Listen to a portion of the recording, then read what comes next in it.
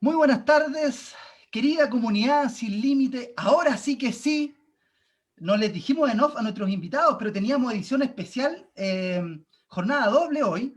A las 16:30 teníamos invitados a dos directores ejecutivos de dos organizaciones y fundaciones importantes de educación, Elige Educar y Acción Educar. Y no sé qué diantres le pasó al Zoom, que nos bajó la conversación cuando íbamos a entrar y no pudimos entrar más. Y ahí nos alertamos y prendimos todas las antenitas porque teníamos en la de ahora, pasaron como 15 minutos y la cuestión se solucionó, pero ya por tiempo tuvimos que reagendar la actividad Sí, una con, lástima. con nuestros invitados e invitadas porque igual queremos siempre aprovechar el máximo de tiempo, entonces era muy poquito el tiempo que nos quedaba para poder reflexionar con ellos. Así que ahora sí que sí, siendo las 20:02 de la tarde de este día lunes 30 de noviembre, ya estamos terminando en el ocaso de este año que pasó volando, un año especial, un año distinto. Pero como ustedes bien saben, querida comunidad, siempre nosotros y nosotras hemos querido aportar a través de la discusión, a través del pensamiento crítico, del pensamiento reflexivo, pero siempre respetuoso, para poder aportar a este país que tanto amamos. Así que hoy vamos a hablar de educación, como siempre los días lunes, y para ello tenemos dos invitados, dos ciudadanos autorizados para hablar esta temática. Vamos a juntar de alguna otra forma a la academia y la política pública educativa, ministerial, con, eh, con nuestro primer invitado, que es Fernando Peña Rivera. Él es el Ceremi de Educación de la región del Biobío, administrador público de profesión y magíster en filosofía aplicada. También ex dirigente estudiantil. Así que muchas gracias, Fernando, por acompañarnos hoy. Gracias, Michael, por la invitación. Gracias a ustedes. Muy bien, saludamos también a nuestro otro invitado, a don Eugenio Severín.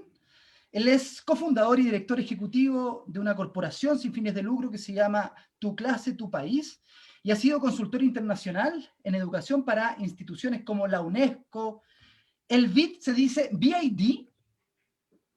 El BID no, el Banco Interamericano de Desarrollo. Yo le estaba poniendo un poco más de color, como más BID, como VIP. Banco Mundial y otras. Así que muchísimas gracias, Eugenio, profesor, por acompañarnos hoy.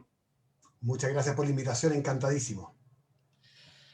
Saludamos también a nuestro panelista, nuestro querido amigo Gonzalo Espinosa González. De hecho, sí, soy mi propio padre. No es ¿Sí? que la terminación es Z en español significa hijo de. Entonces González es Claro. hijo de Gonzalo. ¿Viste? Y está de San Pedro de la Paz, Concepción. Sí. Así que, amiguito, ¿cómo está? Gusto saludarlo. Bien, contento.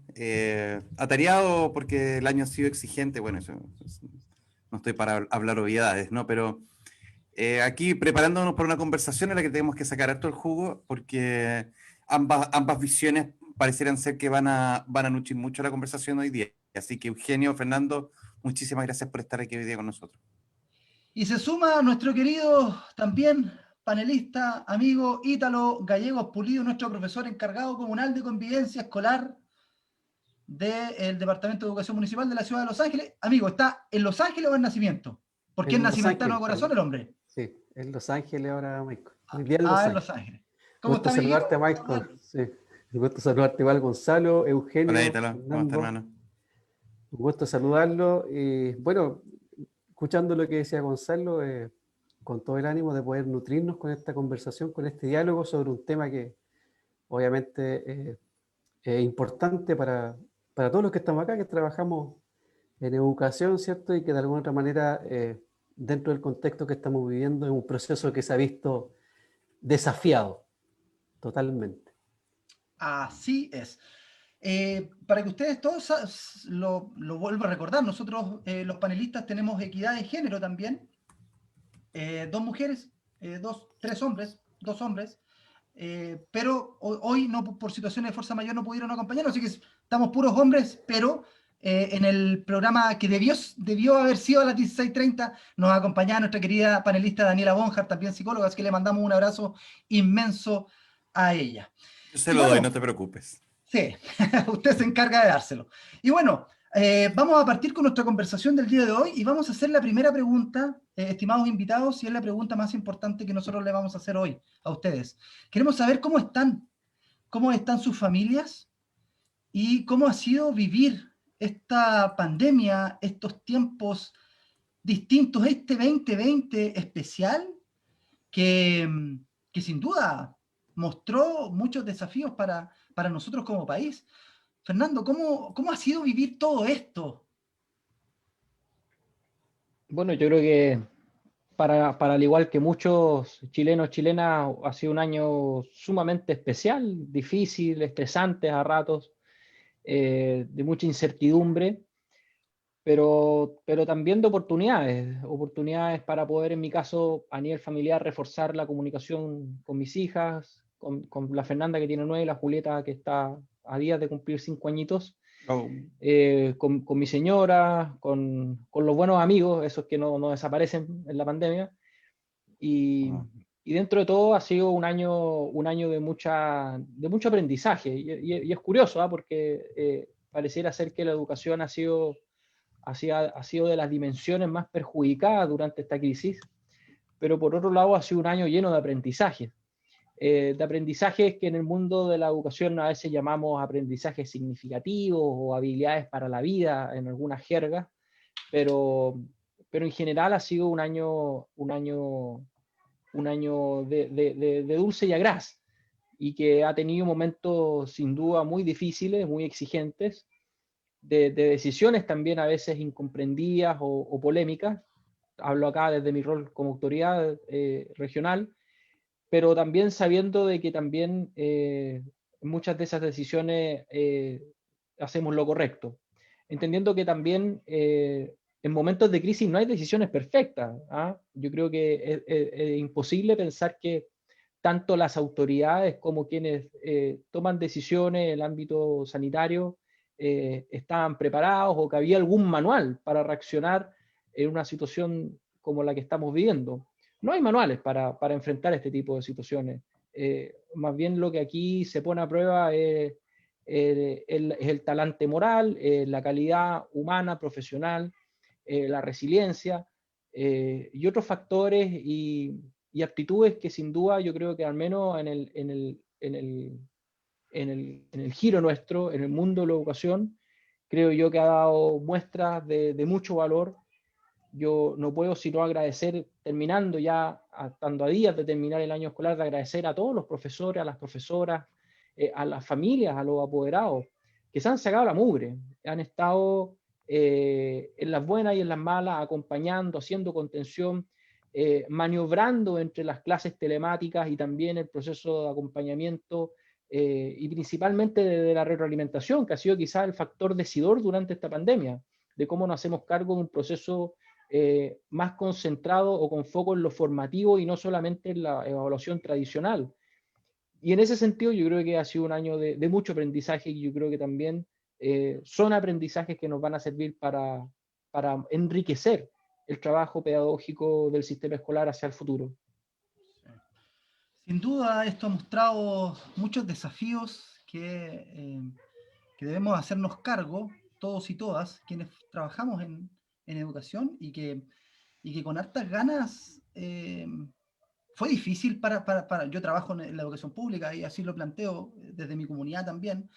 Fue difícil el tema de la conectividad, fue difícil porque de alguna otra forma en la primera instancia creíamos que que esto iba a pasar rápidamente y se fue alargando, alargando, alargando, y de alguna otra forma fue mostrando algunas falencias que teníamos como sistema educativo y bueno, y también ahí los profesores, que nosotros, al igual que usted, no nos hemos cansado de sacarnos el sombrero, porque, disculpe la palabra en francés que voy a decir, pero se han sacado la cresta eh, por sus chiquillos y chiquillas. Así que el tratar de llegar, y se ha llegado a todos y todas los niños y las niñas, así que ha sido un desafío bonito, cansador, pero también que debemos hacernos cargo entre todos y todas.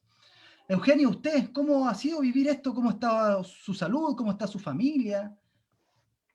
Bueno, yo creo que primero, o sea, estoy viviéndolo también con una cierta contradicción en ese sentido, ¿no? Porque por un lado, lo personal, bien, no hemos tenido la dificultad de tener enfermos cerca, entre los amigos, ni entre la familia, y eso, bueno, siempre es de agradecer, ¿no?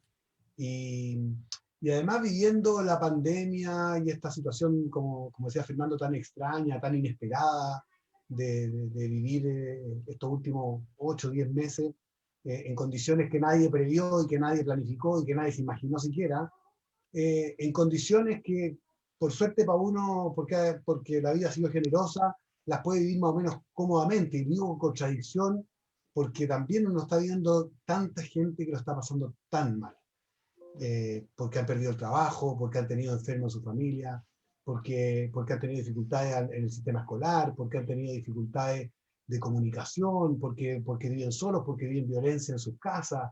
Yo creo que si algo tenemos que sacar el limpio de este momento tan extraño, como decía, y debe ser porque somos educadores y vivimos de la educación y nos apasionamos con la educación, es lo que decía Fernando, es decir, bueno, ¿qué vamos a aprender de esto?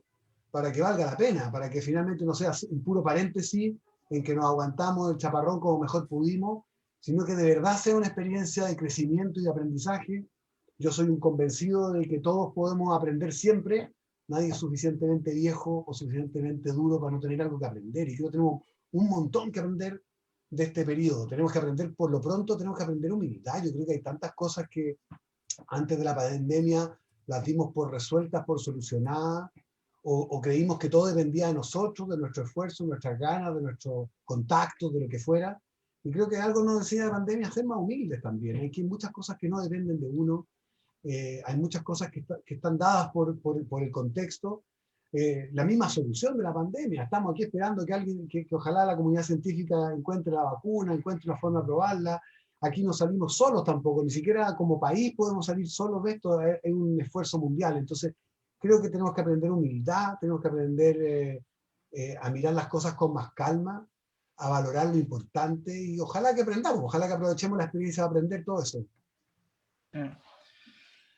Cuando tuvimos al sacerdote jesuita Felipe Berrío, decía que hay algo que nos llamó poderosamente la atención. Decía que éramos millonarios y no nos habíamos dado cuenta, pero no millonarios desde el punto de vista material, sino que de abrazarnos, de poder comunicarnos, de estar siempre juntos. Y bueno, la pandemia vino a derribar todos esos esfuerzos que estábamos tratando de hacer entre todos y todas. Así que sin duda la humildad es algo que es importante para los actores quienes somos fundamentales en la educación. Así que muchísimas gracias a los dos por la respuesta y por contarnos también su experiencia personal.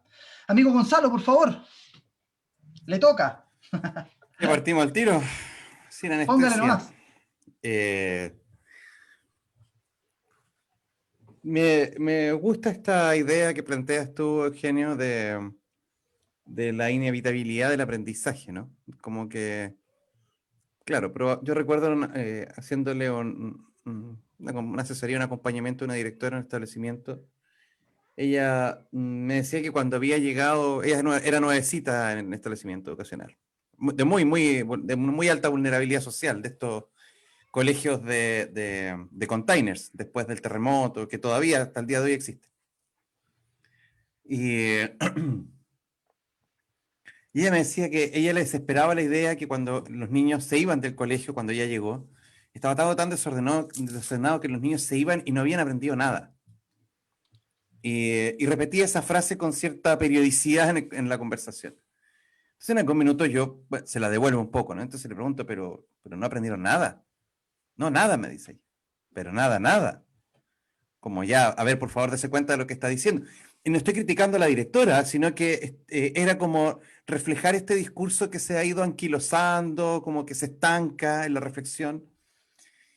Y en algún minuto dice, bueno, aprender nada no, o sea, los chicos algo aprenden, pero no tiene nada que ver con lo que dice el currículum. Entonces, mi pregunta fue, bueno, ¿y qué es lo que sí están aprendiendo sus estudiantes? Y pues no tenía idea. Entonces, insisto, no es una crítica a la directora, con todo mi respeto, ella estaba enfrentando una situación administrativa, humana, de equipo súper, súper peleaguda, ¿no? No va por allá no es una crítica a ella, sino a esta idea estancada que tenemos de que el aprendizaje se mide en virtud de lo que el adulto quiere que el niño sepa. De hecho, uno lo ve en el juego. Yo me he ido formando en el juego, en la gamificación, en la educación, en el uso, en el concepto de lo lúdico como espacio de encuentro, no solamente como herramienta pedagógica. Y en el juego mismo tú ves a los adultos jugar con los niños dándole instrucciones, diciéndole al niño cómo jugar su propio juego, cómo pararse en el arco para atajar la pelota, cómo construir el castillo, cómo vestirse de dragón. El adulto dándole instrucciones al niño para que el niño juegue bien.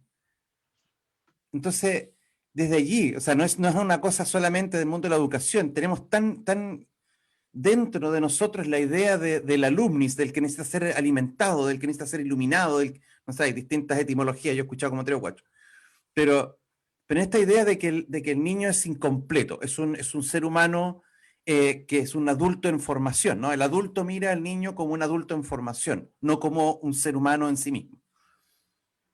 Entonces, claro, se nos van de entre los dedos un montón de fenómenos que ocurren en la interacción de la escuela, un montón de cosas que ocurren en las aulas, en los recreos, en la compra en el kiosco de la escuela, que son parte fundamental de cómo el niño y la niña están comprendiendo el mundo, cómo interactúan. Yo tengo un pequeño proyecto, estamos trabajando justamente con las habilidades para el siglo XXI de la UNESCO, y revisábamos con detalle que incluso en las habilidades para el siglo XXI, la explicitación de los factores socioemocionales no están. Claro, está la comunicación, está el liderazgo, está el trabajo colaborativo, pero el desarrollo de lo emocional pasa como por entendido. Entonces, uno mira ahora esta situación en donde todo se ha desbordado, se ha salido de los moldes que pretendíamos sirvieran para la educación o para acompañar a personas a transformarse en las personas que están destinadas a ser. Y nos queda chico el molde, se nos rebalsa por todos lados. Y en este minuto la pregunta es, ¿qué hacemos con ese molde? ¿Es que tomamos ese molde y lo agrandamos? ¿Es que tiramos el molde y aprendemos a vivir sin moldes? ¿Es que ampliamos el molde con uno nuevo, un molde flexible?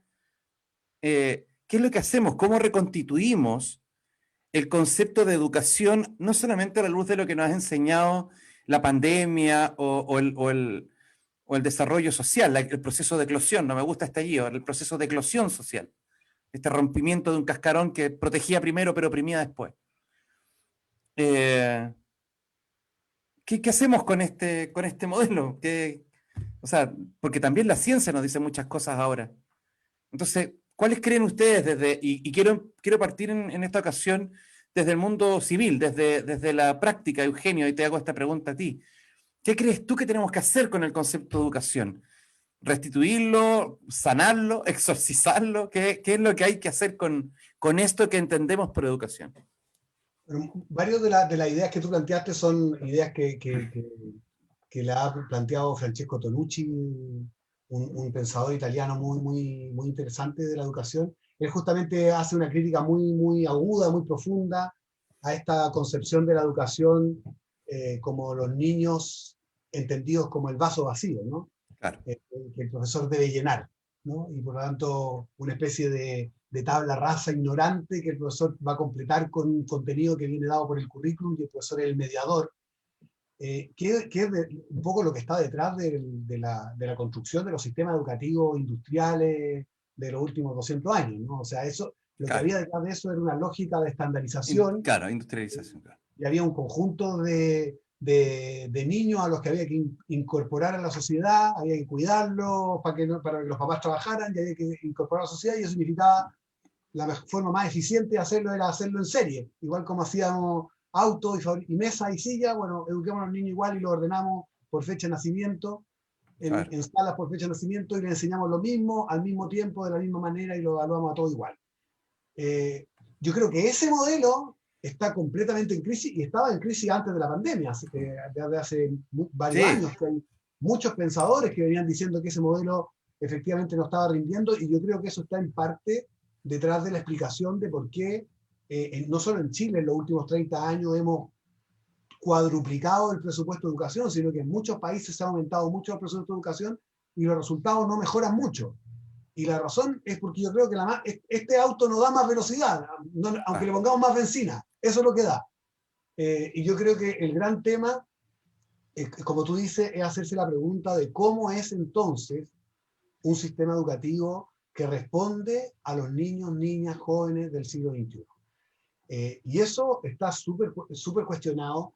A mí me encanta la línea de trabajo que han desarrollado pensadores como Richard Elmore, como Perkins, como Michael Fullan, como Santiago Rincón Gallardo, pensadores que se han hecho exactamente esta pregunta que nosotros estamos discutiendo hoy día y han dicho, bueno, ¿cómo es que hay sistemas educativos que funcionan mejor que otros? ¿Qué explica el que funcionen mejor?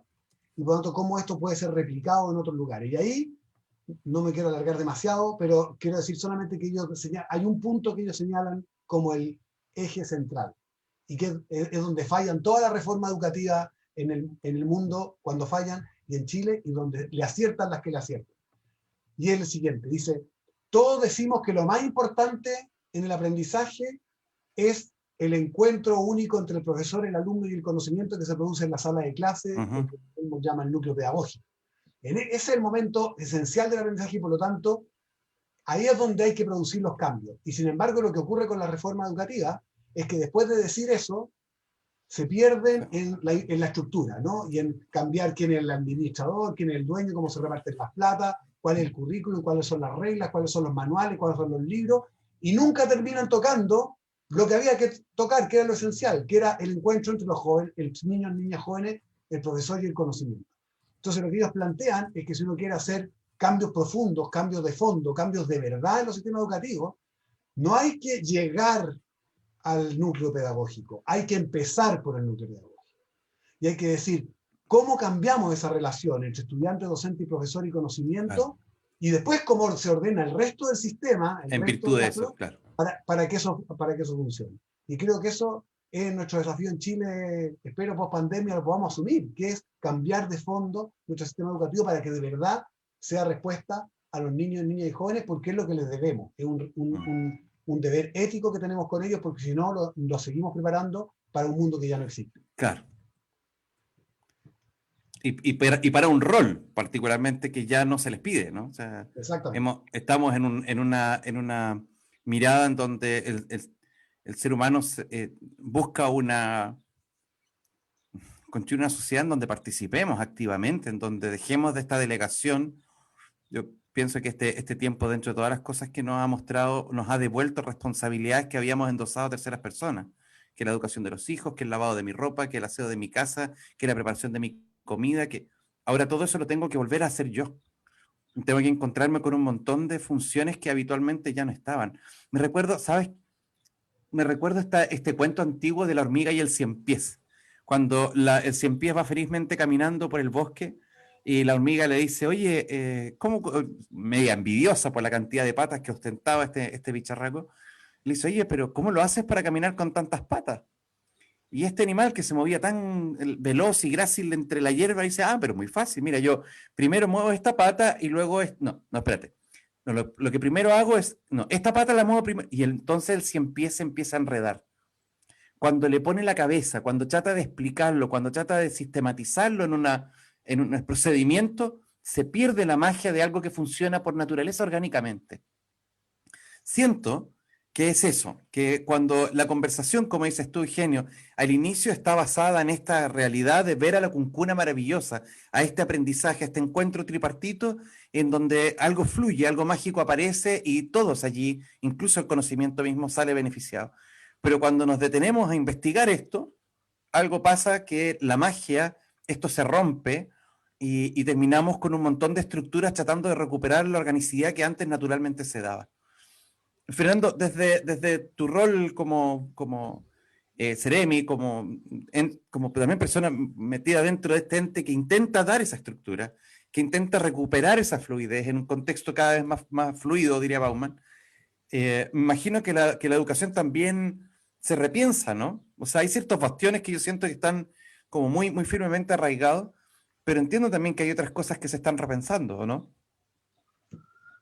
Sí, yo identifico al menos dos dimensiones que son importantes y muy relevantes en lo que tú señalabas y en lo que también Eugenio acotó. Hay una dimensión de política pública y hay otra dimensión que la podríamos llamar filosófica o epistemológica, por otro lado, Claro. que tiene que ver con lo que tú comentabas, de cómo nos imaginamos un modelo o un sistema, una estructura, que es parte también de los resabios, creo yo, que dejó la modernidad y principalmente la ilustración y principalmente el desarrollo científico y el método científico en las estructuras de propuesta y de construcción de realidad durante el siglo XX. Y yo, sin ser experto en Niklas Luhmann y en la sociología estructuralista o sistémica, creo que parte del error tiene que ver también con pensar en que algunos burócratas, aquí entrando ya de lleno a la arena de las políticas públicas, en este sistema más weberiano, de cómo desde las políticas públicas o desde el Ministerio de Educación o desde las grandes estructuras somos capaces de generar cambios importantes. Yo creo que ese modelo hoy día está agotado, y está agotado por la sencilla razón de que lo que la modernidad nos ha enseñado es que básicamente la felicidad de las personas no puede residir única y exclusivamente en el desarrollo de las instituciones. ¿Por qué lo comento? Porque si hay algo que caracteriza la educación como fenómeno, es que la educación nos agota. Tú mismo lo comentabas al principio, la educación como fenómeno espiritual nunca se agota, y eso es porque antropológicamente el ser humano, a diferencia del resto de los seres vivos, no es poseído por su entorno, por la naturaleza, al contrario, tiene la capacidad de poseer.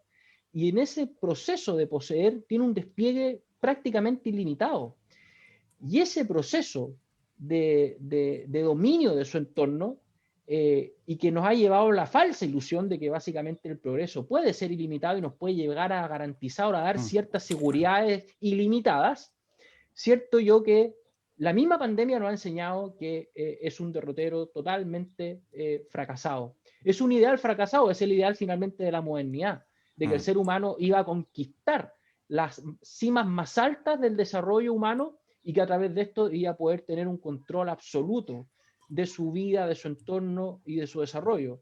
La educación ha confabulado también y también ha conspirado para enquistar ese modelo, esa visión de la sociedad en la sala de clase, y que tiene que ver finalmente con la visión que plantea la racionalidad instrumental en el siglo XX, y que lo que hace es malograr la razón, malograr el afán que tenían incluso los ilustrados clásicos de que el ser humano a través de la razón lograra conquistar el medio, y lo ha llevado a un extremo en donde finalmente todo es tecnificado, todo es reducido a la técnica, y en donde no se da espacio para, y en esto yo creo que acá voy a entrar de fondo a una discusión sumamente complicada, no se hace cargo de la profunda crisis ética que existe hoy día en la sociedad, y que no solamente se reduce también a lo que nosotros comúnmente llamamos como los grandes conflictos éticos entre el bien y el mal, o los conflictos estéticos, sino que también en aquello que los griegos,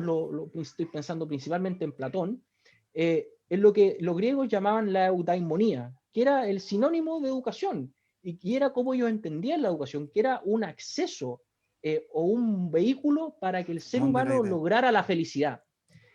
¿Cuáles son las preguntas hoy día que nosotros nos estamos haciendo desde la educación? Los para qué, no solamente el cómo. Porque finalmente yo lo que presiento y lo que veo a diario es que muchas personas se ufanan en profesionalizarse, en sacar el magíster, el postdoctorado, pero por otro lado veo una morriña espiritual creciente, veo que los problemas de salud mental aumentan, veo que las personas no se sitúan, no se hallan en ningún lado, siento que cada vez se deteriora más el tejido social del cual tú mismo hacías alusión hace un rato, y eso porque el vacío existencial no ha sido capaz de soportar justamente estas aspiraciones que el modelo estructuralista o sistémico básicamente inspiró el proceso de la modernidad. Ahora, ¿qué tiene que ver eso con la otra dimensión, con la dimensión de las políticas públicas? Bueno, finalmente el desarrollo de las políticas públicas descansa también en ese paradigma. Y es un paradigma que yo en esto concuerdo con Eugenio, que está agotado.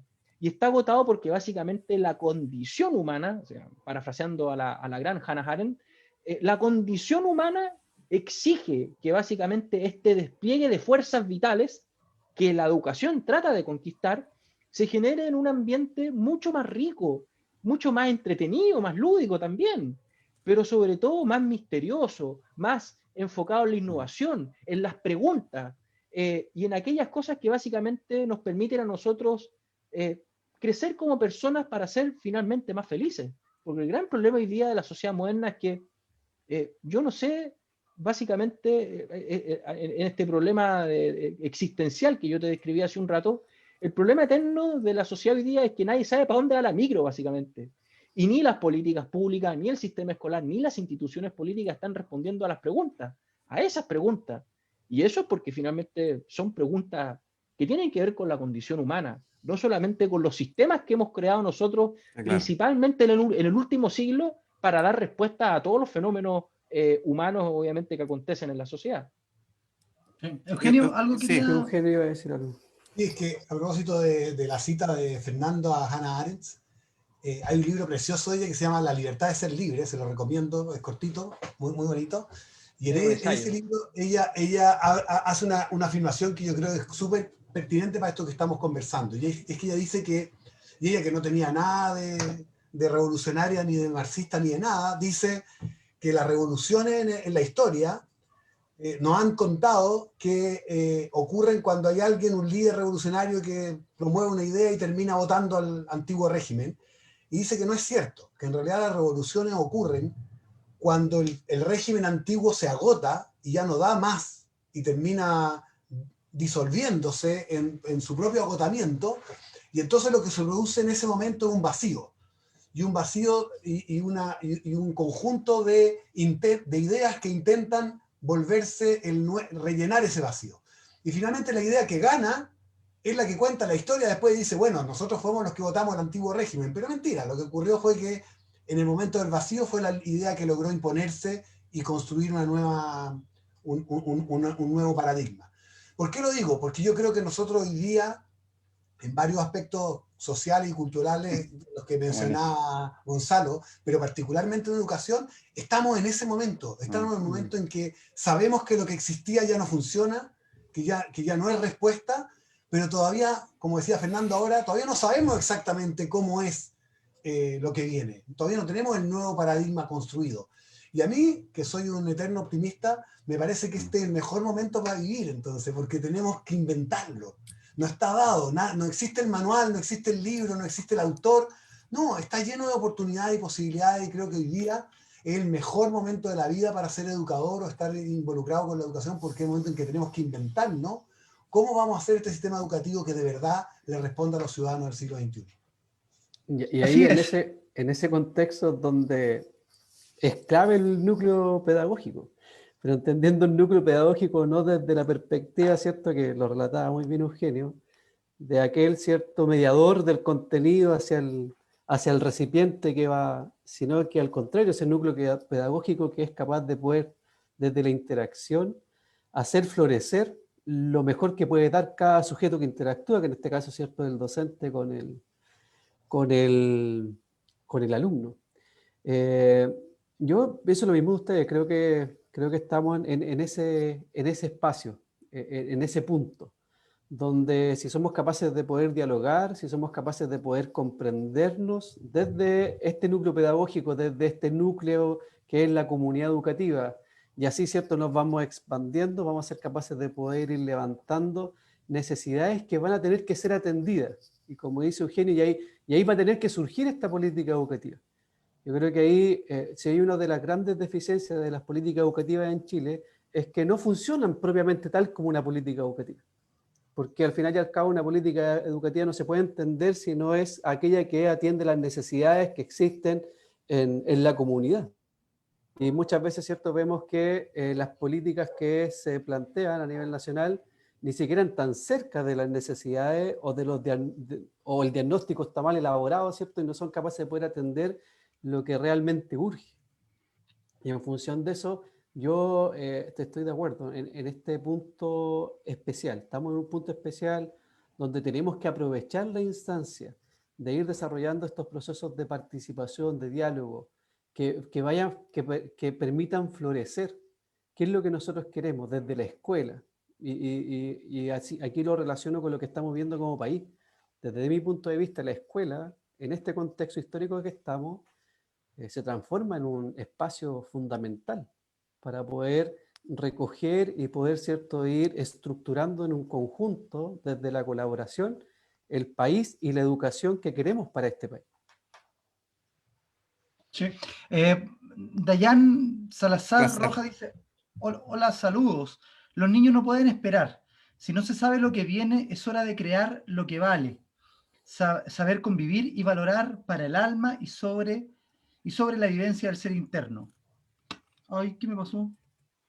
Lo demás nos sirve y está comprobado. Hasta los adultos estamos agotados buscando medicina alternativa y conectarnos con el verdadero yo, que es el que nos hace estar bien de verdad y vivir y sobrevivir para emprender. Haciendo un poquito énfasis a lo que decía Delors, ¿no es cierto? Los pilares de la educación, saber hacer, ser, conocer y convivir. Y que, bueno, eso lo escribió en el 94 Delors, si no me equivoco, 93, 94, pero que sin duda parece que nos hemos ido perdiendo de lo que eran los pilares de la educación y nos hemos ido a un tema mucho más estratificado, mucho más cuantificado, mucho más, más rotulado, por decirlo así. Así que estamos conversando y reflexionando y dialogando con Eugenio Severín y con Fernando Peña. Así que ahora, amigo Ítalo, después de su comentario, usted perdió su pregunta. Así que no, póngale nomás. No, lo que pasa es que dentro por meter de la cuchara cuando no tenía.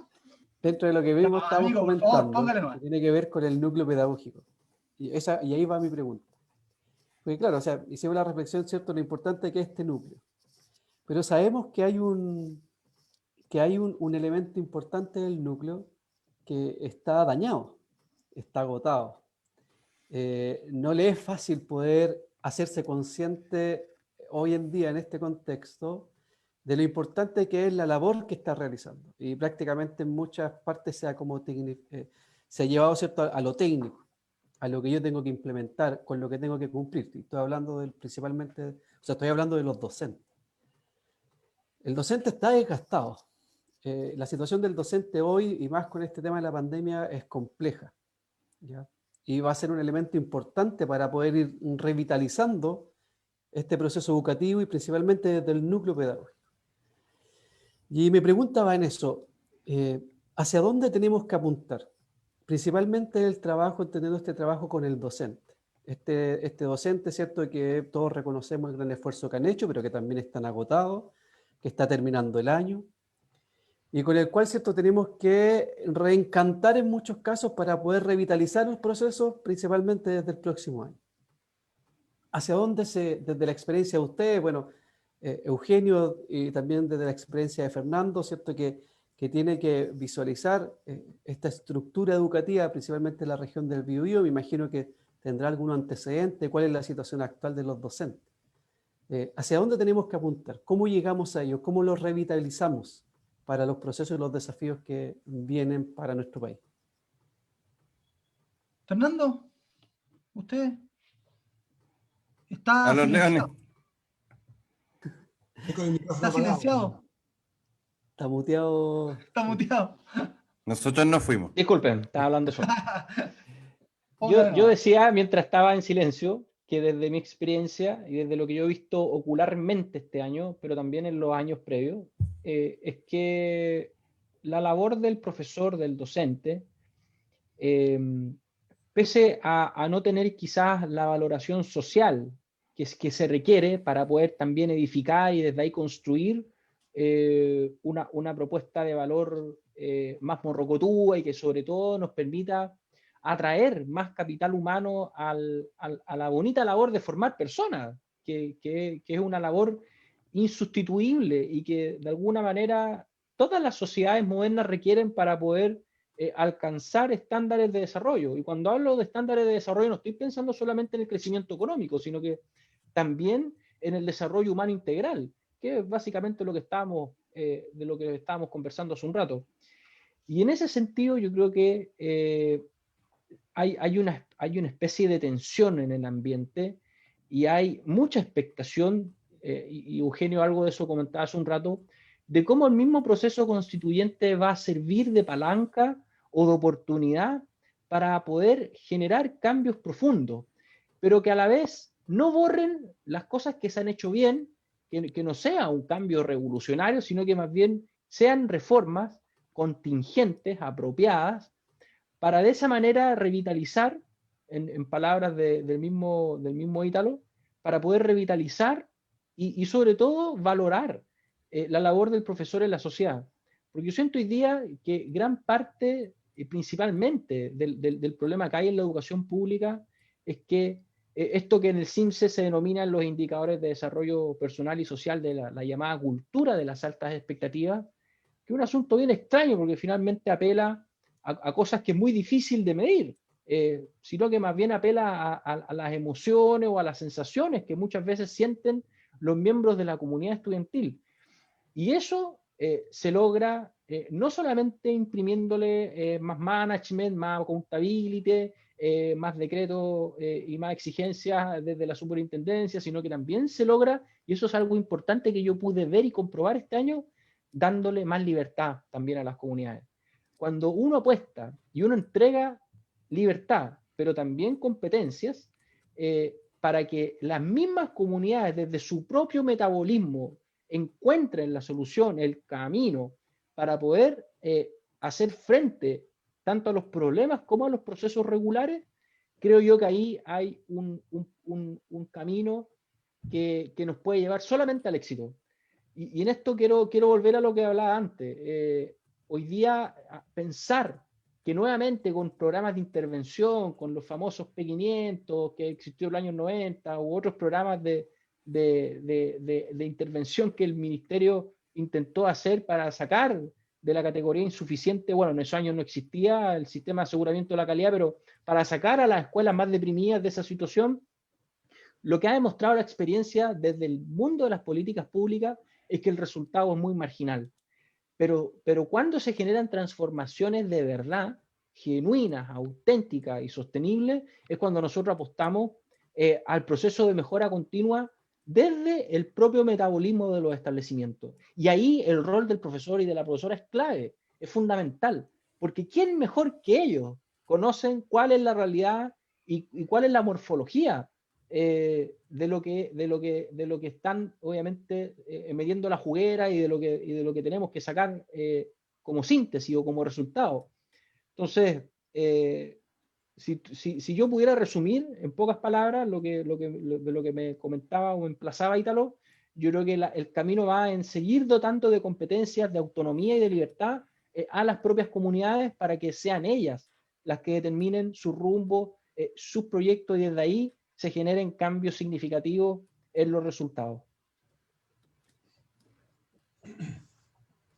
Yo creo que es imposible contestar la pregunta de Ítalo sin empezar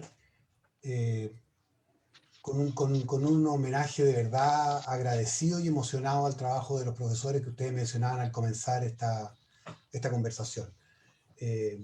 Yo creo que es muy impresionante, de verdad, es muy impresionante lo que han hecho los profesores de Chile en estos meses. Han sostenido el sistema educacional, muchos de ellos, o prácticamente todos ellos, desde su casa, con su computador, con su conexión a internet, mientras cuidaban a los niños propios,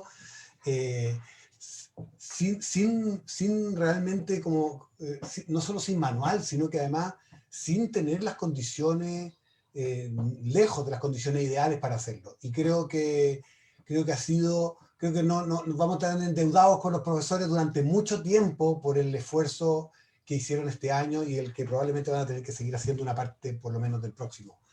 Entonces, eso en primer lugar. Y yo creo que efectivamente yo comparto lo que dice Fernando en el sentido de que incluso esta crisis de alguna manera ha dado una oportunidad a muchas comunidades escolares y a profesores para ejercer esa libertad, ¿no? Porque, bueno, porque no había nadie cerca, porque no estaba el supervisor del ministerio visitándonos, ni el de la superintendencia, ni el director podía estar todo encima que tenía que estar. Entonces, bueno, no quedó otra. vamos a tener un cierto espacio de libertad que ojalá lo podamos sostener, porque realmente el ejercicio de la libertad aquí es muy importante para que ocurra lo que decía hace un rato Gonzalo, ¿no? Que este sea un encuentro entre personas, el profesor con el estudiante, y un encuentro de descubrimiento del conocimiento compartido. Pero para que eso ocurra, tienen que haber condiciones que permitan, faciliten y promuevan el que eso ocurra. Eso no es espontáneo. No. O sí es espontáneo cuando tenéis la suerte que tocó un profesor muy bacán, en una escuela muy bacán, o con un director muy bacán. Pero si queremos que ocurra a nivel sistémico, tienen que producirse las condiciones para que eso ocurra. ¿Y qué quiero decir con condiciones? Bueno, por empezar, una que no hemos podido resolver todavía en Chile, que ningún niño, niña, joven y profesor de Chile se quede sin conectividad.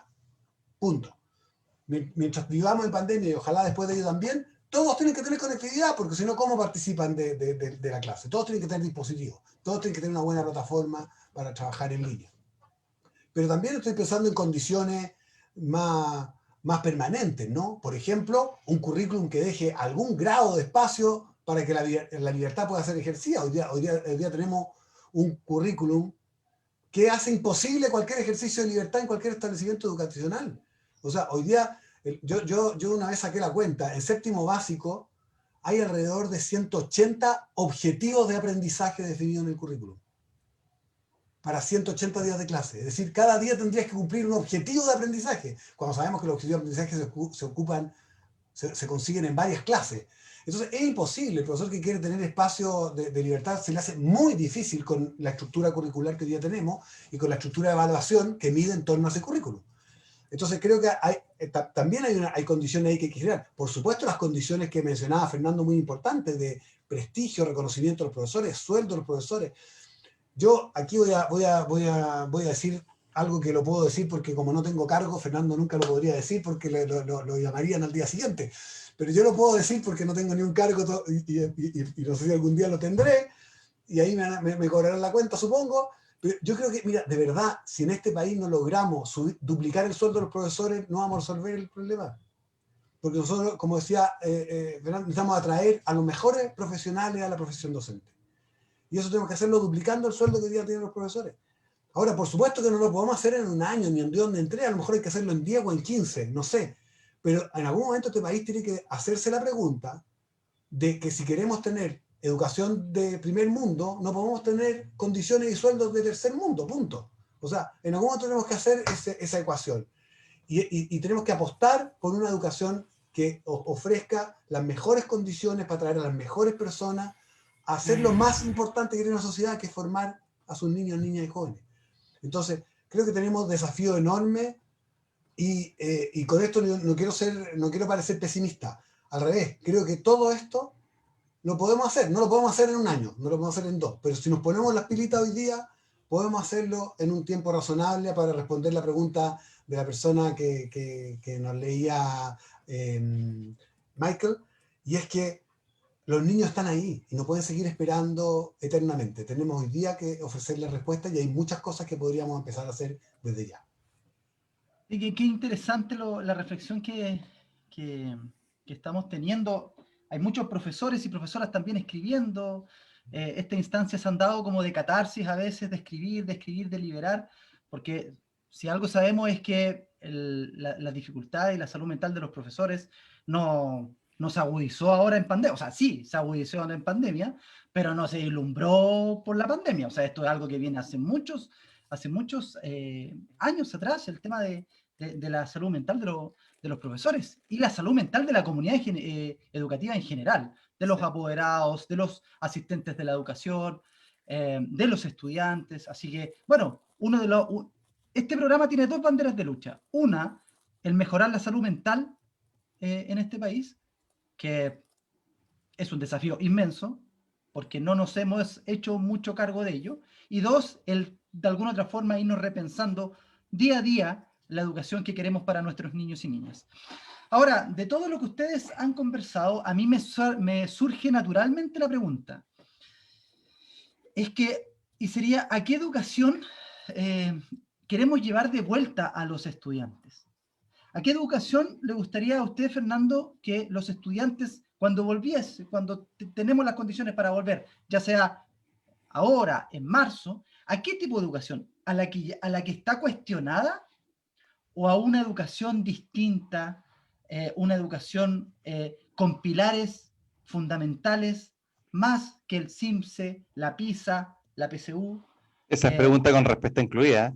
No, es que es válido. Por ejemplo, nosotros tuvimos al encargado de la Agencia de la Calidad, que él decía que había que construir, había que reformar este proceso, entendiendo el tema del CIMSE, entendiendo las evaluaciones como algo positivo y que construye. Hay otros que dicen, que hemos tenido, que dicen que eso hay que eliminarlo, que hay que sacarlo del proceso educativo. Entonces, Fernando, ¿qué tipo de educación le gustaría que sus hijos, sus hijas, llegasen después de la pandemia?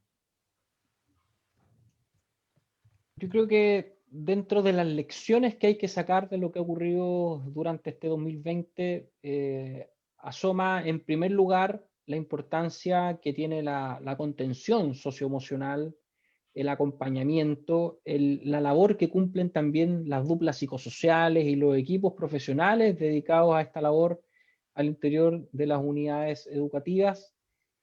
Creo que por otro lado, el mismo proceso de priorización curricular ha develado algo que Eugenio comentaba, de cómo también podemos concentrarnos en lo más relevante del proceso lectivo, prescindiendo quizás de algunos elementos que saturan finalmente la labor pedagógica y que de alguna manera tienen que verse actualizados y que tienen que actualizarse no en virtud del currículum, sino que en virtud de lo que efectivamente está ocurriendo al interior de la sala de clases.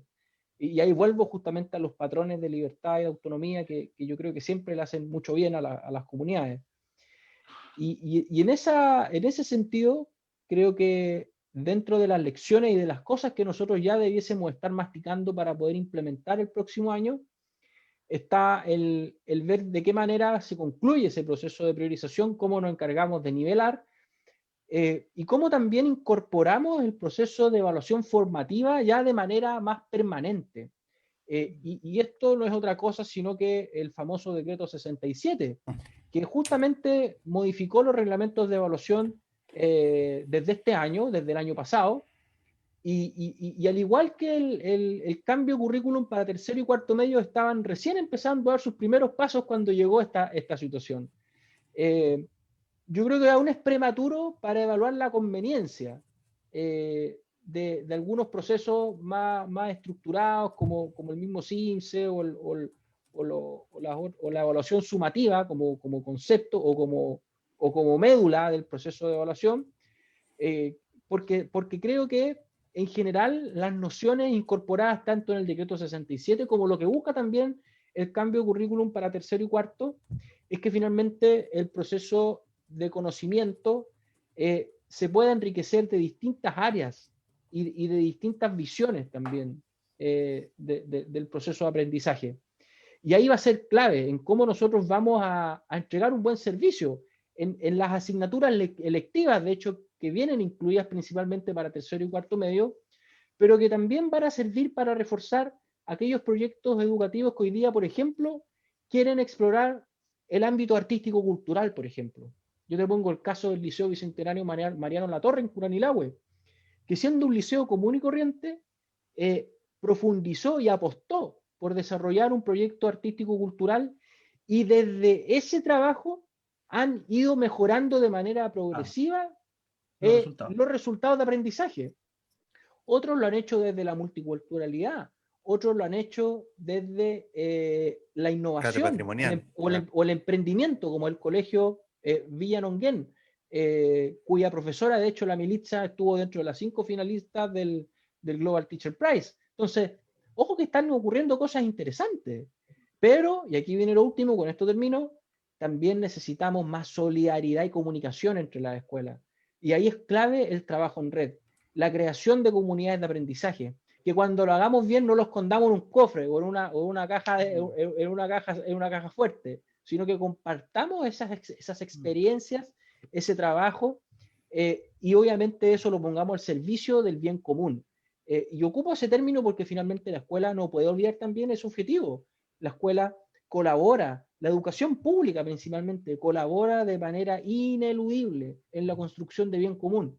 Y creo yo que dentro de las cosas que tenemos que sacar como lecciones de la pandemia es que necesitamos mayor comunicación, mayor trabajo en red y fortalecer el trabajo de las comunidades de aprendizaje incipientes que hoy día se están atreviendo a compartir sus éxitos y sus fracasos con sus pares al interior de un mismo territorio.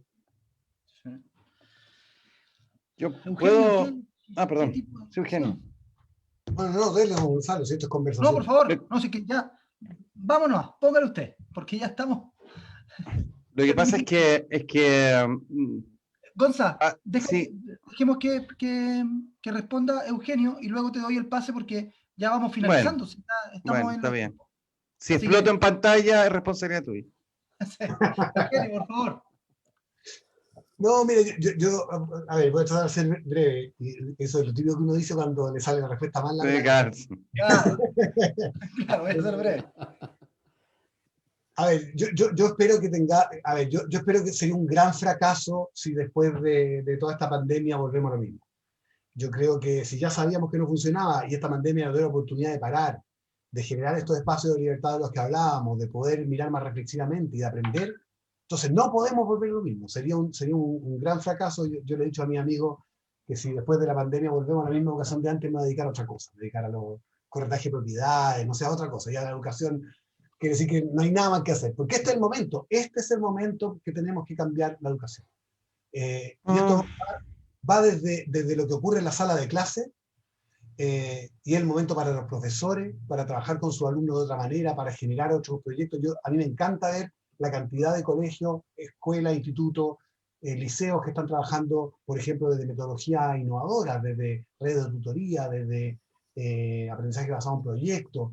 Hay muchos que dicen que no necesitamos ir a Finlandia para ver buenas No. cosas que se están haciendo. No, hay un proyecto montón de cosas integrado. bonitas que están pasando acá en Chile y que ojalá empecemos a aprender unos de otros. Creo que hay una oportunidad gigante, a lo que decía Fernando, en esta actualización curricular, que ojalá todavía la apretemos más y aprendamos a vivir con un currículum esencial, con lo que es realmente importante y que eso genere estos espacios para proyectos innovadores.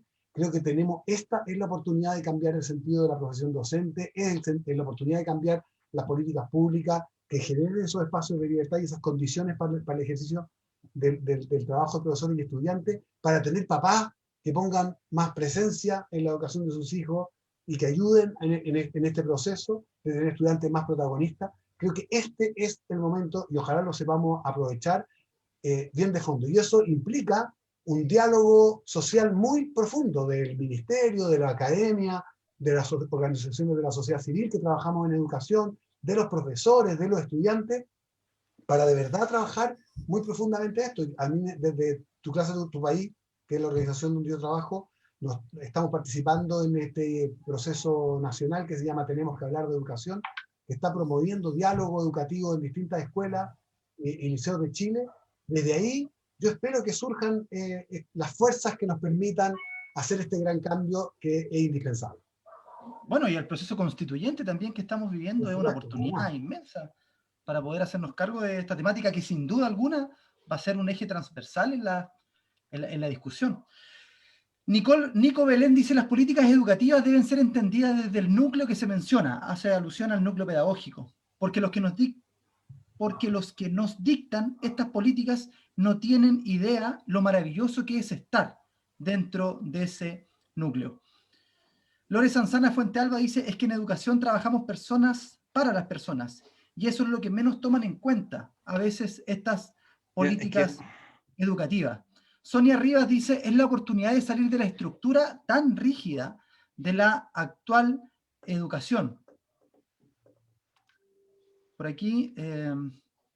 Gonzalo, ¿está que explota, Gonzalo? ¿Perdón? Que explota. Está atorado, Gonzalo. Yo he aumentado 10 kilos, no porque coma mucho, sino por la cantidad de ideas que me tengo que callar en estas conversas, porque... Lore también dice, actualmente hago una cantidad de papeles que solo lee mi coordinadora. Y así Suma y sigue. suma, claro. Autonomía para las comunidades educativas para poder tomar sus propias decisiones, inclusive económicas. Cuando tuvimos la posibilidad de poder conversar con Ricardo Rosas, que es el director del CEDETI de la Pontificia Universidad Católica, él mencionaba que hay muy pocos países en el mundo en donde el ministerio se mete, o el Estado, o la política pública, se mete en las clases de los profesores. Y que si nosotros, al igual como decía Fernando y usted, Eugenio, le diésemos la posibilidad al profesor mayor autonomía, claramente, decía él, vamos a tener resultados mucho más positivos. Ahora, ojo que la autonomía está declarada en el Claro, estatuto pero nosotros docente. sabemos que en la práctica es difícil. Entonces el problema ahí Claro, va en otra índole. lo administrativo y todo eso. Gonzalo, amigo, ¿qué mensaje No, nos ya podemos no. quedar? ¿Qué mensaje nos No, podemos quedar de toda esta conversación filosófica, concreta, que tuvimos porque el tiempo pasó volando, no nos dimos ni cuenta? Esto es pura crueldad. Mira, yo quiero ser un poquito más subversivo en el tema, y entendiendo subversivo no en un acto de rompimiento, digamos, sino en subversir, ¿no? De lo que estaba abajo lo ponemos ahora arriba, digamos, que dar vuelta un poquito a algunos criterios, sin salir del binomio que se nos plantea, porque pareciera ser que por lo menos por un rato no vamos a poder salir de ahí. Yo creo en la frase vino nuevo en vasijas nuevas. Yo entiendo, como decía Fernando, de que hay muchas cosas que han funcionado. Mi pregunta es si seguirán funcionando. Si han funcionado hasta ahora, está bien. Hay relaciones amorosas que han funcionado hasta ahora, pero ya mañana no. Hay negocios, hay proyectos que tienen su periodo. Y de pronto temo que las discusiones que tenemos, y no solamente estoy hablando de las políticas públicas, estoy hablando también de la estructura que muchos y muchas profesoras tienen en su cabeza, que también es algo, y creencias irracionales que hay metidas en las cabezas, que son necesarias y por eso yo no era azarosa mi palabra de exorcizar. O sea, yo creo, hay ciertas cosas que tenemos que sentarnos a conversar, y lo digo porque llevo un ratito haciendo acompañamiento de equipos educativos, y el discurso, no importando la realidad en la que me enfrente, está escrito en la misma llave de sol, está escrito en la misma partitura, en la misma clave. Y mi pregunta es si esta estructura es capaz de sostener. Me pasa en psicoterapia a veces que viene el paciente o la paciente con una idea de cuál es su problema, y persevera y persevera y persevera en su vida para solucionar el problema que ha definido que tiene. Pero bastan 4 o 5 sesiones, o a veces 20 minutos de conversación, para darse cuenta de que ese no es el problema. Y por más que he perseverado los últimos años en tratar de dar respuesta a esto, cada vez que avanzo en esta supuesta respuesta, me deja un gusto igual a nada en la boca igual. Me quedo con el mismo apetito, con la misma necesidad, con la misma herida abierta. Entonces, mi pregunta es, si es necesario, si acaso no es necesario en este minuto, hacer un viraje fundamental en esta conversación, no en esta que tenemos, bueno, también, pero en general, o sea, ¿es más plata lo que necesitan los profes? ¿Es más libertad? ¿Es más recursos? Los profesores, cuando tienen más libertad, cuando tienen más recursos, ¿qué es lo que ha pasado? ¿Qué nos dice la experiencia? Y te lo dice, están agotados. Estamos agotados todos como país. Todos, porque muchos de los padres también hemos tenido que asumir el delta de educación que los niños no están teniendo por las limitaciones que el mismo sistema nos ha impuesto. Hay una sensación global compartida. Entonces me da la sensación de que estamos, no sé si es así o no, pero debo preguntarme metacognitivamente en algún minuto si acaso no estamos perseverando, no estamos cavando en un lugar donde el tesoro no está. Si acaso no hay que en algún minuto, así sabes que ya paremos un poquito el choqueo, hablemos las cosas como son, hablemos del elefante blanco en la habitación, como le gusta decir a los gringos, y hablemos de aquellas cosas como el desarrollo ético, como el desarrollo emocional, que claro, ahora todos aplauden con panderos y platillos, ¿no? Pero cuando Michael, Ítalo y yo llevamos cuántos años intentando instalar el tema en las comunidades educativas, y siempre se raspa, y siempre de una manera intelectual, cognitiva, racionalizada. Fernando, ¿estás muteado todavía? Sí, Fernando, está mutuado. Sorry. Yo voy a también a tratar de responder de manera subversiva a tu emplazamiento o a tu comentario que al final me quedo dando vuelta, porque tú dices, bueno, no estaremos cavando en el pozo equivocado. Sí, por algo eso yo con mucha responsabilidad que lo quiero afirmar. ¿En qué sentido? Alguien, Ítalo también lo comentaba hace un rato, no hemos concentrado o hemos tratado de achacar mucho de la responsabilidad de la crisis que vive hoy día nuestro país y de la misma crisis que de alguna manera vive el subsistema educativo a la labor del profesor. Pero yo tiendo a pensar de que en eso último que tú muy bien dijiste y señalaste, de que, y esa es mi convicción, esto esta es más bien una creencia y por lo tanto tienes todo el derecho a disentir. Pero yo tiendo a pensar que la grave crisis moral que vive nuestro país tiene poco que ver con lo que ocurre en la escuela, sino que más bien tiene mucho que ver con lo que ocurre y con lo que deja de ocurrir al interior de los hogares en Chile. Hogares en donde cada vez hay menos tiempo de calidad, hogares en donde muchas veces padre y madre trabajan todo el día, llegan cansados a tomar once con sus hijos, hijas, a conversar, mientras la gran mayoría de ellos conversa de manera simultánea con sus amigos por WhatsApp o de Instagram o redes sociales, y en donde finalmente la comunicación hoy día como experiencia vital no se desarrolla. En donde, por lo tanto, sin comunicación no hay mucho espacio para el aprendizaje emocional. Y por eso tenemos que básicamente de la escuela hacernos cargo de todas las deficiencias y las falencias que se arrastran y que se traen desde la casa. Por lo tanto, cuando tú dices, bueno, ¿cómo nos hacemos cargo de la escuela? Yo quiero ser súper honesto, y esto es una opinión muy personal. Yo creo que la crisis que vive hoy día nuestro país, y esta crisis de sosiego o de desasosiego, mejor dicho, y de querer encontrar respuestas rápido a todo, no se van a encontrar ni en las instituciones públicas, ni tampoco en el sistema escolar. Porque creo que ahí es esta célula básica, primordial de la sociedad, que es la familia, la que hoy día está fallando. Y en eso la responsabilidad nos incumbe a todos quienes tenemos que procurar y cuidar esos lazos familiares para formar en el amor, en la comunicación, en los afectos, en la contención, en el ejercicio de las virtudes, en el respeto a nuestros adultos mayores, en fin, en todas aquellas cosas que hoy día nos pasan la cuenta como sociedad y que finalmente van conspirando para que se vayan produciendo también estas otras microcrisis que son las que en conjunto generan estos estallidos que recientemente a nivel casi atómico generó en nuestro país. Yo responsablemente me hago cargo de eso porque tú preguntaste, bueno, ¿cuál es el pozo? ¿No estaremos cavando en el lugar equivocado? Bueno, yo pienso que algo de eso hay y creo que difícilmente la escuela va a poder dar respuesta a todas las encrucijadas y a todos los conflictos que tú enumeras porque no son conflictos de exclusiva responsabilidad de la escuela. En mucho de esto hay responsabilidad de la familia. Es un debate para estar otras 2 horas discutiendo de cómo nos hacemos cargo de la vayan a buscarse un cafecito, los esperamos. de cómo nos hacemos cargo de la crisis al interior de la familia, como unidad social, ¿ya? Comunidad básica sí, claro, dentro de la sociedad. Ese es otro tema. Pero no nos encasillen a quienes tocamos esa tecla ni de conservadores, ni de mojigatos, ni de incumbentes. Si hablamos las cosas como son, bueno, hablemoslas como son, y toquemos las teclas que corresponden. No nos censuren, no nos censuren cuando nosotros apelamos a que esta crisis, antes que política, es moral.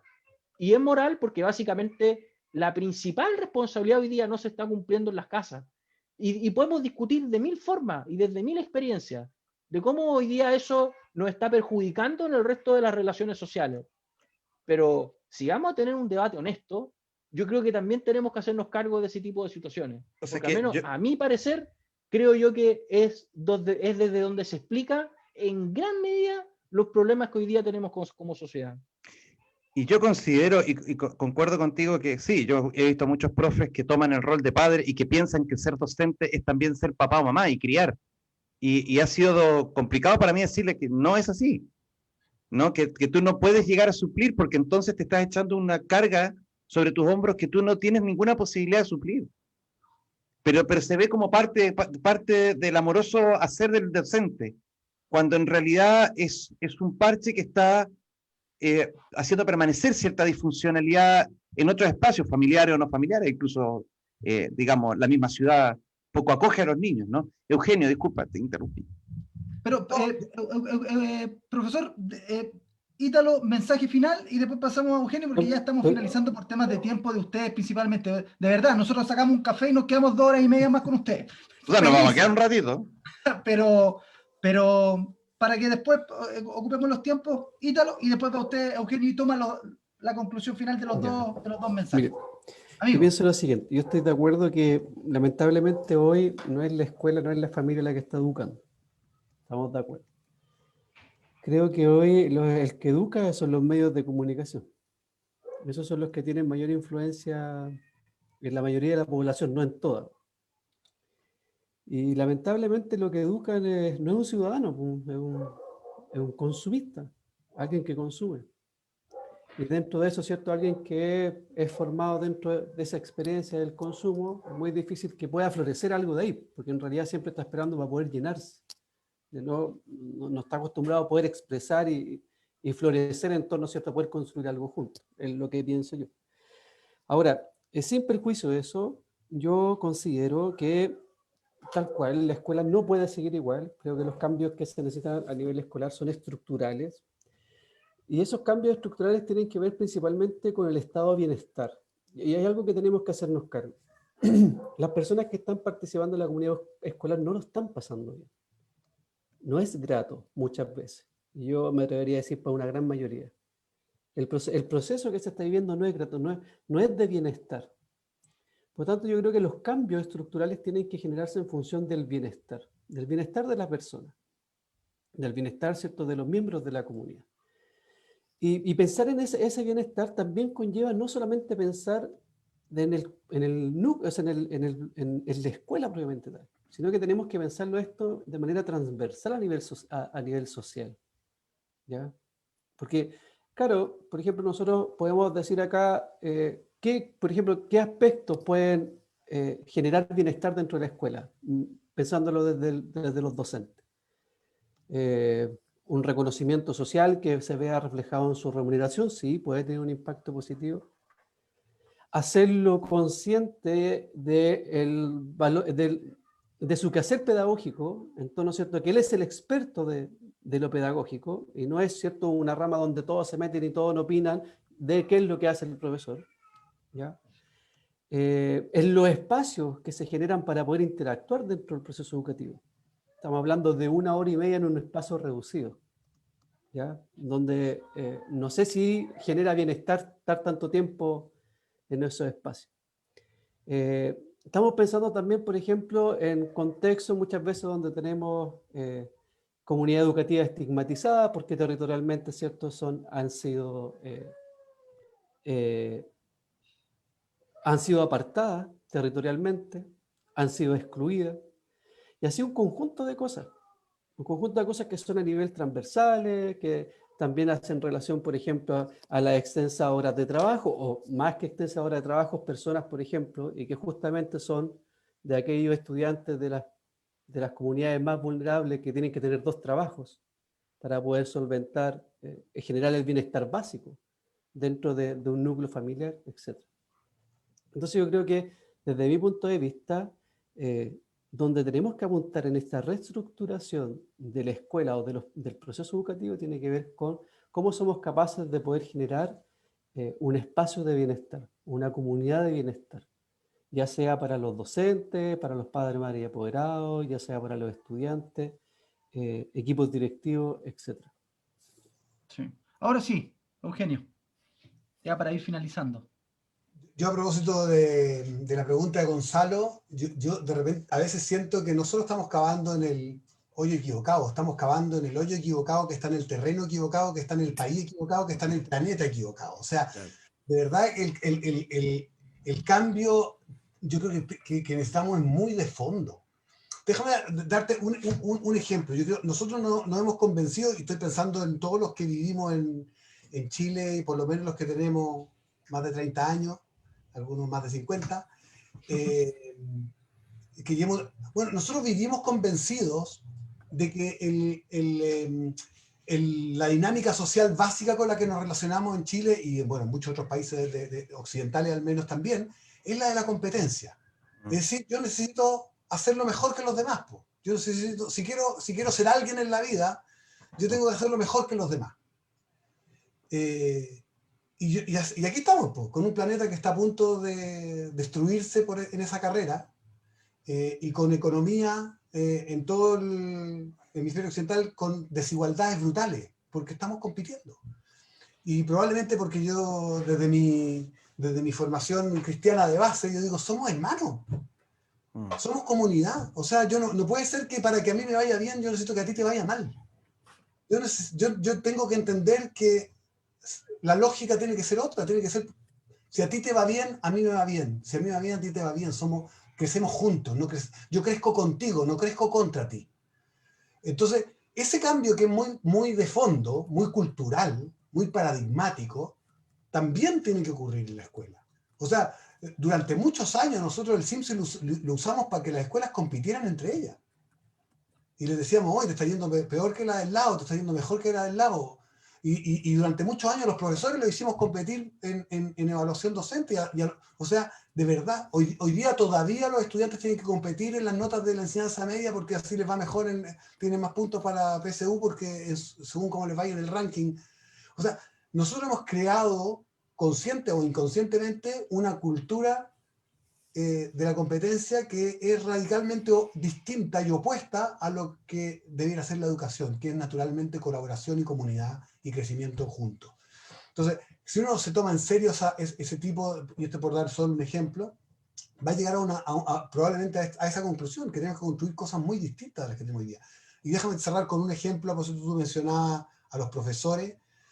Nosotros trabajamos, desde Tu Clase, Tu País, trabajamos con el Liceo Municipal América de los Andes, un liceo fantástico, precioso, y ahí nominaron, de hecho de ahí, una de las 5 nominadas al Global Teacher Prize de Chile de este año es la profesora Pamela Sánchez, que trabaja ahí en el Liceo América.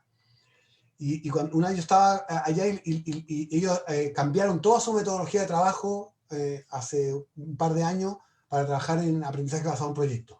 Se ordenaron todo, las salas de clase, las asignaturas, todo lo ordenaron para trabajar en proyectos.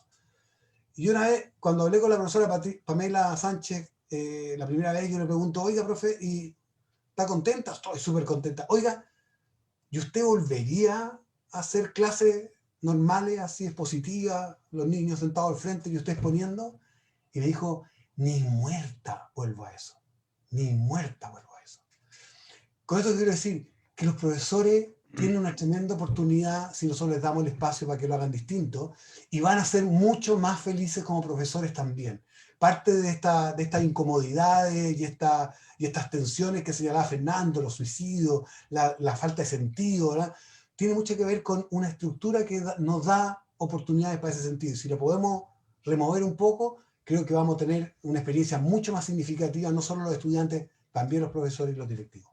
Muchas gracias por la invitación, porque sé que estamos pasaditos. Sí, estamos finalizando, ya nos pasamos 5 minutos, así que les pedimos las O disculpas. sea, nosotros estamos apurados por ustedes, que yo quiero enfatizar ese punto, ¿no?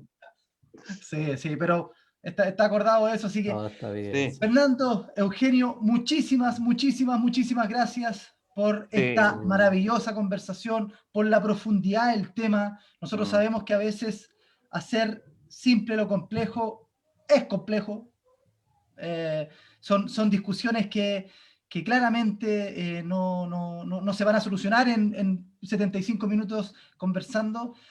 Pero recuerdo la frase que hablamos con el ministro Jaime Belolio cuando tuvimos, y citábamos a Winston Churchill, cuando él en un momento no sabía qué decisión tomar frente a ir o no ir a la guerra, y el loco iba andando en su autito, se lo iban ya, y se bajó al metro y le empezó a preguntar a los ciudadanos y a las ciudadanas qué decisión tomarían ellos. Yo creo, personalmente y humildemente, que los líderes educativos necesitamos conversar muchísimo más. se necesita preguntar más a las bases, se necesita conversar más con los profesores, con los apoderados, para así, a lo mismo que decía Fernando, ir tomando decisiones en conjunto para poder construir la sociedad y el país que tanto queremos. Así que un abrazo inmenso para cada uno, un abrazo a sus familias. Muchísimas gracias, de verdad que sí, muy interesante, Chao, Eugenio. también. Fernando, un placer tenerlo en este espacio. Que les Gracias, vaya gracias por la muy invitación. bien. Muchísimas gracias. Cuídense harto y saludos a sus familias. Y provecho, Gracias. Eugenio, provecho. Gracias por la invitación. Que estén muy bien. No, a ustedes. Gracias, muchísimas Fernando, que gracias. esté muy bien. Chao, Eugenio. Que le vaya Chao, chao. muy bien. Chao, Gonzalo. Chao, Ítalo. Chao. Chao, chao. Ahora sí, tenemos 10 minutos, chiquillos, para reflexión final. Ahora sí ya pueden alargarse un poquito más, porque tenemos un poquito más de tiempo. Yo Ya. tengo algo que decir, obviamente, siempre tengo algo que decir. Qué terrible. Yo creo que sí es necesario, es que quiero complementar lo que estaba diciendo, disculpa, Ítalo, por eso me entrometo. No hay problema. No cualquier conversación hay que tener. Y yo te voy a decir, te la voy a decir, te la al tiro, papito. Si tú le preguntas directamente a las personas que quieren, lo más probable que salga de su boca es lo que escucharon de otros que ellos debieran querer. Pero no necesariamente saben lo que quieren. Todos los profesores tenemos sobre todo los que hacemos clases en educación terciaria, tenemos la experiencia de decirle, ya chiquillos, tenemos certamen, estamos todos listos. No, profe, no es posible, no, se me acaba el mundo. Ya, ¿y qué quieren? ¿Cómo lo ayudo? Profe, hagamos un reforzamiento, hagamos una clase de reforzamiento. Ya, ¿cuándo la quieren? Chuta, profe, no sé, ¿cuándo puede usted? No sé, el único día que tengo el sábado. Ya, si el sábado a las 11 estamos aquí, profe. Buena, profe. 35 inscritos. Y llegan 3, po. 3, pues, y me pasó no una, no 2. ¿Por qué? Porque no es lo que él quiere. ¿Me explico? Es como que tiene asociada la ansiedad que le genera la evaluación con meterme más información. Entonces, la persona piensa en esta asociación loquita de su cabeza que eso es lo que necesita. Y yo te diré que el 80% de las veces, y me estoy carrileando con el porcentaje, no tengo cómo validarlo, la gente responde lo que cree que quiere, lo que ha escuchado de otros, que es lo que ella debe alegar, debe reclamar o debe querer. ¿Pero no crees tú que eso es subestimar un poquito? No, hermano. Sorry, discúlpame. No estoy diciendo que no tenga la capacidad. Estoy diciendo que no cualquier conversación saca esa información. No es un cuestionario que tú le digas, ya, ordéneme estas 4 prioridades. No. Al objetivo de la conversación. Y la forma, el espacio, el tipo de espacio que tú abres. ¿Ya? Porque cuando tú le preguntas a una persona cuál es el mayor problema y te dice, mira, sabes que en realidad es que la dirección, es que el ministerio, ya, o sea, lo que usted dice es que el ministerio, sí, o sea, no tanto sí, pero y empiezan ellos mismos a corregirse. Ellos lo saben, loco. Todos sabemos lo que nos pasa, pero no tenemos el tiempo para sentarnos a decantarlo. Entonces, cuando nos preguntan de un sopetón, lo primero que sale es lo que escuché por ahí. Y no, hermano, no se trata de subestimación. Pero si las cosas de verdad fueran, si cada uno de verdad tuviera súper claro lo que quiere, hermano, esta sociedad sería otra. Entonces, tampoco nos pongamos idealistas de pensar de que todas las personas lo tienen súper clarito. Claro, pero hubo una instancia plebiscitaria en donde la gente sí dijo lo que quería. Claro, y hubo una segunda instancia plebiscitaria que le importó un pepino. Pero... Por eso, pero es que ese es el punto.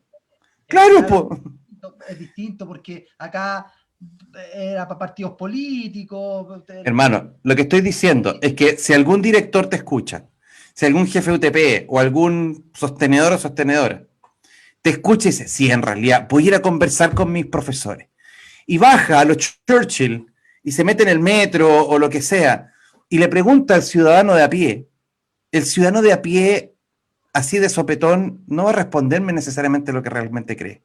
Sí, bueno, pero una cultura de la construcción y de la conversación entre todos y todas. Sí, por eso te digo, pero eso no está, po. ¿O sí? Por eso hay que armar esa instancia. Eso es lo que... Claro, mi énfasis está puesto es que si usted es director, directora, jefe UTP, Ceremi o sostenedor o sostenedora, quiere ir a conversar con las personas, no basta con sentarse a tomar un café con una persona. Obvio. Es un tipo especial de diálogo.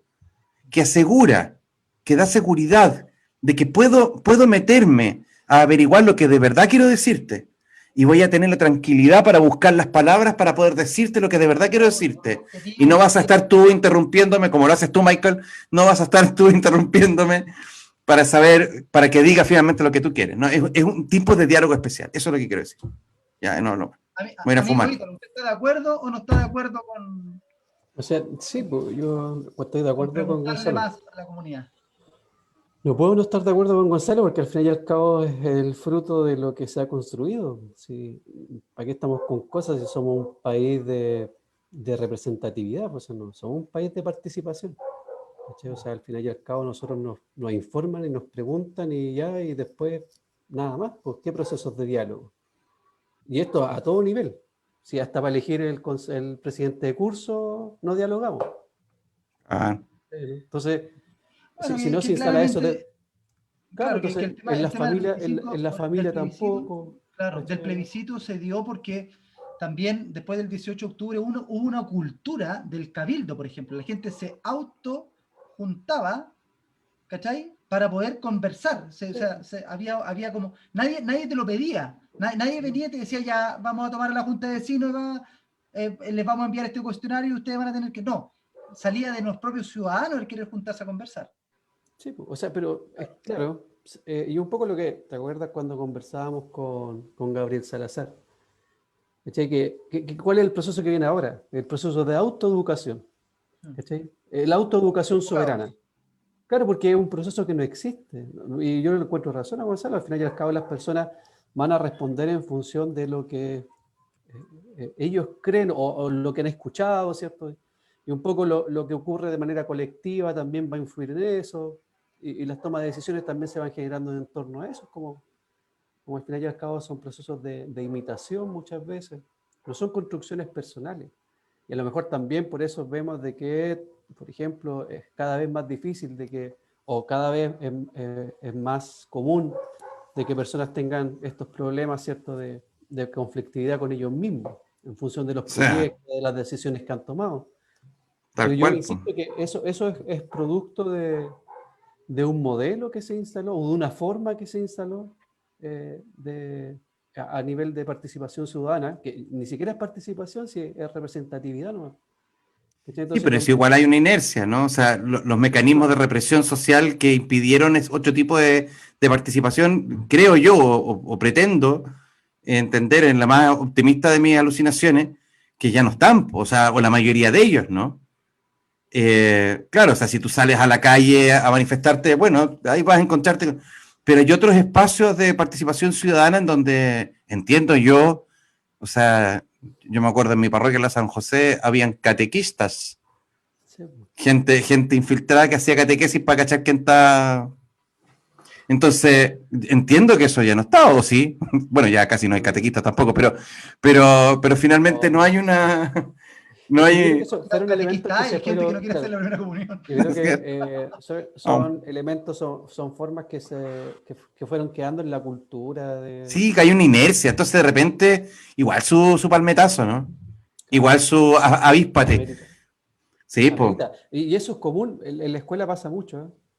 No, queremos más participación. Ya, miren, tenemos este proyecto. Cri, cri, cri, cri. No, Claro. está bien, está bien. No, sí, no, sí. No, sí, es un zapato chino, hermano. Porque las personas piden cosas y cuando tú las das, no, en realidad no era eso. O tiene que ser bajo estas condiciones. Y ahí tú empezás a pensar, a ver, ya, pero ¿qué pasa aquí? ¿No será que no es esto lo que quieres? Entonces ahí es donde se hace necesario, digo, tener otro tipo de conversaciones. Bueno, vamos a seguir reflexionando, querida comunidad, el día miércoles, estos mismos temas. Vamos a hacer como la segunda patita, yo creo. Vamos a conversar con, nuevamente, el profesor Carlos Muñoz Labraña. Dios mío. Académico de la Universidad de Concepción. Va a estar buenos. Tiene tantos títulos el hombre que... Y también nos va a acompañar Teresita Jansen. Me cayó muy bien ella. Sí, son miradas muy, muy importantes de la educación. El pensamiento que tienen espectacular. Oye, habla muy bien de este programa, que la gente quiera venir por segunda vez. ¿Ah? Déjame, lo voy a dejar ahí, me retiro. Sí, los vamos a tener nuevamente y vamos a seguir conversando la temática de repensarnos la educación para el futuro, ya sea en tanto en 2, 3, 4, 5 días, un mes, un año, 10 años, 15 Ya, años. para. Amigo, Muy Ítalo, bien. algo querías decir, si no, Es cierro. que ir a fumar, loco, estoy No, desesperado. Vale. Oye, te un abrazo, hermano, que estés bien. igual. Saludos a las nenas. Saludos a Facundis, Saludos a la Michael. tía.